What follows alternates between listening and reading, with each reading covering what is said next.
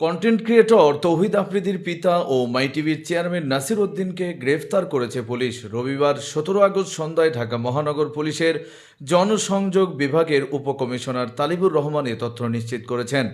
এদিকে নাসির উদ্দিন সাথীকে গ্রেফতারের পর তার ছেলে তৌহিদ আফ্রিদিকেও গ্রেফতারের দাবি জানিয়েছেন রেভলিউশনারি অ্যালায়েন্স JRA এবং বৈষম্য বিরোধী ছাত্র আন্দোলন। শুধু তাই নয়, আলোচিত এই কন্টেন্ট গ্রেফতারে সরকারকে 26 ঘন্টার আলটিমেটামও দিয়েছে জুলাই রেভলিউশনারি অ্যালায়েন্স।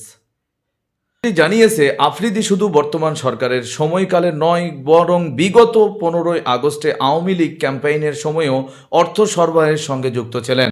রবিবার 17 আগস্ট সন্ধ্যা 7:11 JRA এর ফেসবুক পোস্টে বলা হয়, স্বরাষ্ট্র উপদেষ্টা মহোদয় এবং ডিএমপি কমিশনার মহোদয় জুলাই রেভলিউশনারি অ্যালায়েন্স প্রাইভেট বিশ্ববিদ্যালয়, ন্যাশনাল অ্যাসোসিয়েশন অব বাংলাদেশ পুনাব এবং জুলাই ঐক্যসহ অন্যান্য জুলাইয়ের সংগঠনগুলোর পক্ষ থেকে আফ্রিদিকে গ্রেফতারের জন্য আর মাত্র 26 ঘন্টা বাকি। আফ্রিদি বাংলাদেশেই আছে। এই ছবি গতকালের। কোনো নাটক চলবে না, সোজা সাপটা গ্রেফতার করতে হবে। এদিকে নাসির উদ্দিন সাথীকে গ্রেফতারের পর তার পরিবারের পক্ষ থেকে কোনো প্রতিক্রিয়া জানানো যায়নি। মামলার পর আসামি তৌহিদ আফ্রিদি কোথায় আছেন সে বিষয়েও এখন পর্যন্ত কিছু জানা যায়নি। কোন মামলায় আসামি হতে যাচ্ছে তৌহিদ আফ্রিদি?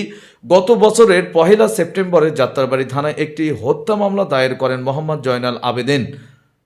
ওই মামলায় শেখ হাসিনাকে প্রধান আসামি করা হয়। এছাড়া মামলার আসামির তালিকায় 2 নম্বরে রয়েছেন সাবেক সেতুমন্ত্রী ওবায়দুল কাদের এবং 3 নম্বরে আছেন সাবেক আইজিপি আবদুল্লাহ আল মামুন। একই মামলার 11 নম্বর আসামি তৌহিদ উদ্দিন আফ্রিদি এবং 22 নম্বর আসামি তার বাবা নাসির উদ্দিন। এই মামলায় আজ রবিবার তৌহিদ আফ্রিদির বাবা নাসির উদ্দিনকে গ্রেফতার করেছে পুলিশ।